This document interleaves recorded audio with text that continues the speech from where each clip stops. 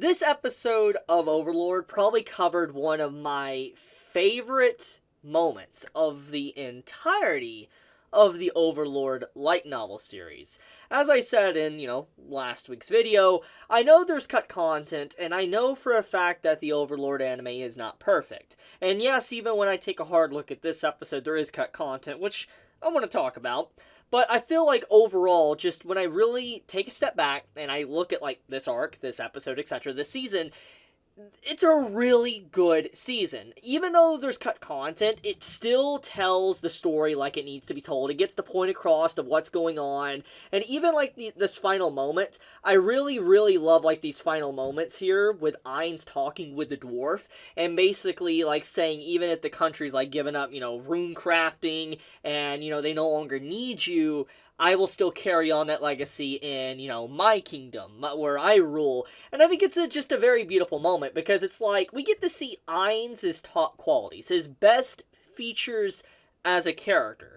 Because as I made in my last video for Overlord, is that when we think about like Season 2, we think about Season 3 of Overlord, Ainz has been mostly absent because it's given a lot of the spotlight to the other characters, the Floor Guardians, to other NPCs, to people within this world. We've saw other perspectives, and Ainz does appear here and there, yes, but overall we haven't really had a full arc really focusing on him in a long time. And when we look at just what this arc is doing, the presentation of it, we get to see, Ainz, trying to persuade people with just sheer charisma. And I think that this is a really good thing. You get to see his skills as, once again, just as a businessman that he had in his old life, but you also get to see some of the elements of why people are drawn to him, like the NPCs or the friends he made in his old guild, just because of how he interacts with the dwarfs within this episode. And the entire, rune smithing / crafting is just super fascinating, because, as I talked about, the whole thing with runes and stuff, that's stuff you see in games. That's stuff you see in RPGs, MMOs. It's something that is there. And obviously, when you think of dwarves are obviously in the mountains. They're usually attacked by goblins, maybe dragons, something along those lines. And they're also really good smiths. They know how to smith great armor and weapons, use rune magic and all of that. And seeing, that type of element of the dwarves slowly dying out, for instance, creating rune-crafted armor and weapons, is rather sad, because it's literally what you know of dwarves when you kind of think of dwarves, their runes, etc. And I really appreciate this moment from Ainz, just like, hey, just because you're casted out doesn't mean you can't come with me. And he didn't have to do it in an evil way. He didn't have to topple an entire civilization. He didn't have to kill people. He just came in and was like, look, I respect your guys' craft. I want you to come to my country. And that's about it. And it really speaks volumes, and it makes you sad to see them crying that they could no longer be in their country and do that. But once again, I like how Ainz extends that hand. Now, there's a few things that does need to be talked about, obviously, when it comes to this episode. For one, I really love the presentation of the dwarves. For instance, how all the dwarfs, etc., within, let's say, the council meeting, they were acting, very, straightforward, talking with Ainz, telling him what they want, what negotiations or what deals they want on the table, and how long it might take them to, accept Ainz's terms. And they seemed very strong-willed, which is very in character for dwarfs. They're very stubborn individuals when it comes to mythological races, and so when you think about dwarfs in this setting with Ainz, it makes a lot of sense that they would be stubborn with him. But when, obviously, he leaves the room and all that, and they start, talking about Ainz's, stuff, what he proposed, they basically start calling him a monster. He has this evil aura about him, and that he's trying to kill them or whatever, and I just think that this is hilarious for a variety of reasons. For one, Ainz wears a ring that kind of negates his evil aura, FYI if you forgot that, but on top of that, just seeing the actual general reaction from the council members that just seemed so strong-willed until Ainz walked out is pretty freaking funny for comedy purposes. But, let's just take a moment to talk about this. From what we've seen so far from the story, Ainz is obviously, he's gotten one entire empire to just become a vassal to him.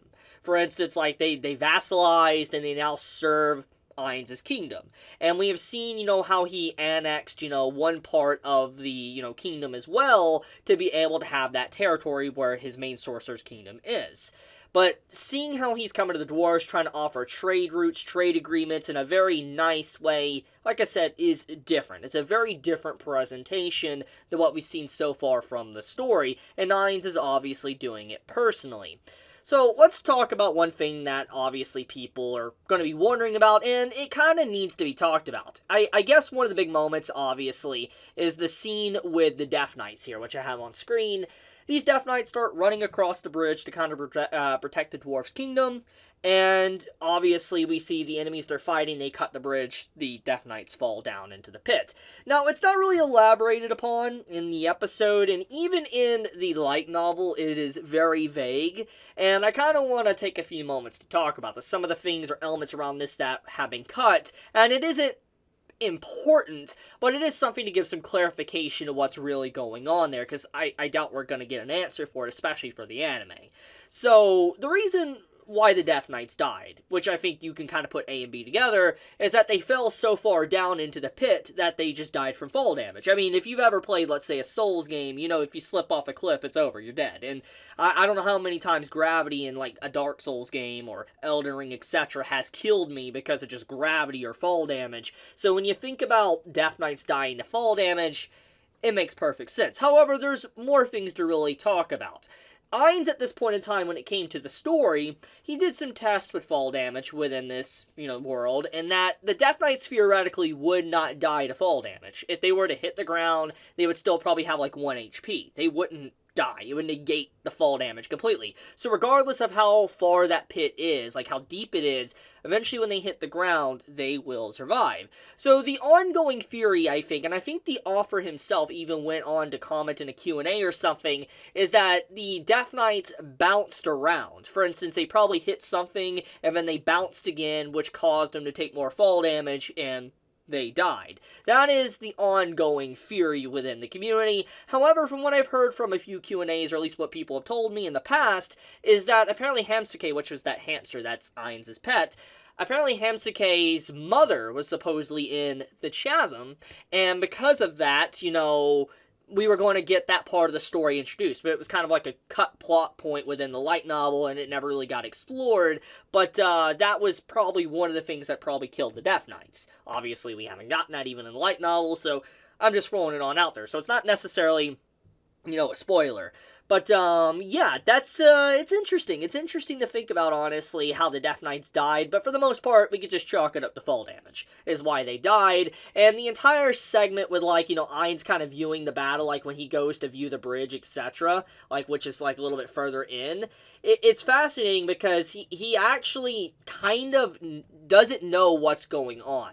He's looking at the bridge, etc., and then Aura right here, Aura realizes what happened when, she's looking around, and then Ainz kind of tells Aura to be quiet while Shaltier's having, a thought, thinking what to do, and obviously, in Aura's perspective, Aura thinks that, Sasuga Ainz-sama, Ainz is always 10 steps ahead, he knows what's happening, and that faith in Ainz, so instantly, he's Ainz already is aware of what's going on, that they fell, they died, and just wants Shaltier to think for herself and be able to, better herself as a person. So, it's very fascinating. You have Aura that knows what happened. You have Ainz that literally has no idea what really happened. He's just still being very overly cautious, which we'll talk about that in a second. Then you have Shaltier that, has no idea even happened in the first place. So we get, 3 different perspectives of just what happened on that bridge. So, let's talk about a few other things. Ainz's overly cautious nature. This is a big element of his personality that's been there pretty much since the first episode of Overlord. Ainz obviously is in a situation where he's a boss. He's a leader of an entire organization or NPCs that are very strong, some even stronger than him, and he realizes that if he makes a mistake, maybe those NPCs that have unyielding loyalty to him might turn against him and want to get rid of him. He feels like he might be viewed as incompetent, etc. And even though at this point in time, Ainz has definitely kind of made that realization that even if they found out he was kind of incompetent, they wouldn't turn against him. He's not as fearful with that as much anymore. The point is he still wants to put on a good image. He still wants to have people believe in him. But on top of that, he wants to also protect them because he views them as basically, people he needs to protect, individuals that are a part of his family because his friends left them behind when he came to this world.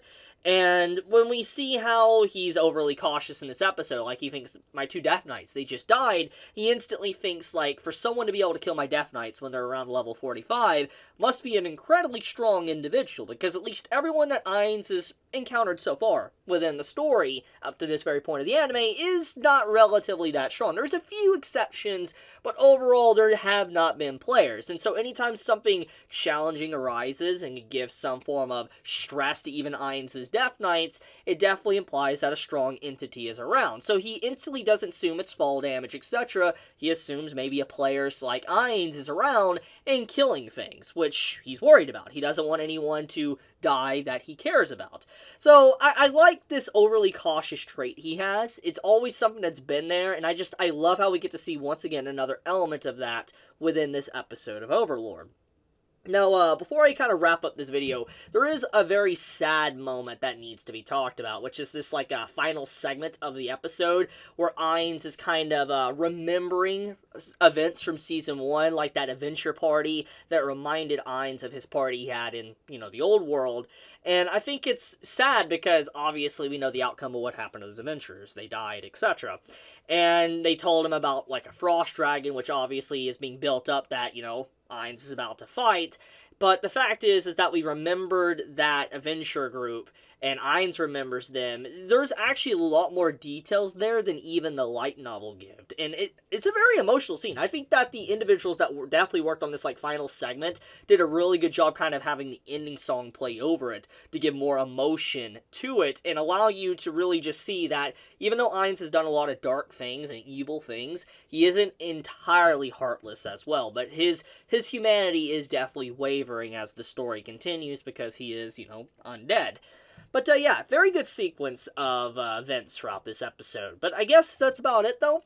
Tell me your thoughts in the comments below, how you felt about this week's episode of Overlord. Did you enjoy it? Did you hate it? And if you did enjoy this video, at the very least, please do leave me a like. It does help me out a lot, helps with the algorithm, and I would, greatly appreciate it. Well, that, guys, be safe, stay healthy, Chibi out.